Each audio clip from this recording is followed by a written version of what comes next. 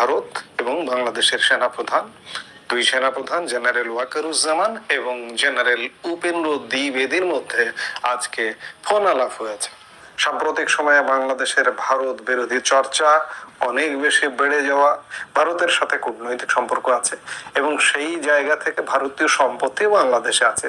ভারতের বা যে কোনো দেশের দূতাবাসই সে দেশের সম্পত্তি। ভারতীয় দূতাবাস আমাদের এখানে আছে। ইতিমধ্যে ভারতীয় দূতাবাসে আমাদের এখানে হামলা হয়েছে, মানে ভারতীয় সম্পত্তির উপরে হামলা হয়েছে, মানে ভারতের উপরে হামলা হয়েছে। এই হামলা পরবর্তী সময়ে ভারত আরো বেশি আমাদের দিকে এক প্রকার অস্ত্র তাক করে বসে আছে।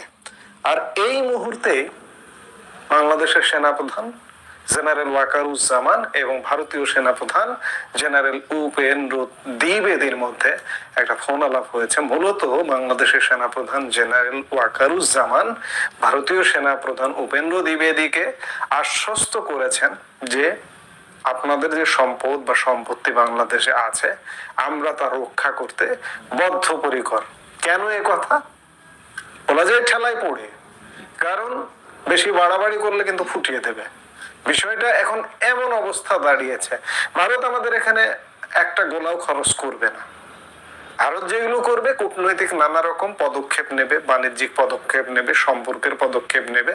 কিন্তু আপনি যদি দূতাবাসে ঢুকে যান, দূতাবাসের কর্মীদের উপরে, কূটনীতিকদের উপরে অত্যাচার করেন, তাহলে তো খেলাটা একদম জমে যাবে। সেই জমানো খেলার জন্য ভারত কিন্তু ইতিমধ্যেই রেডি আছে।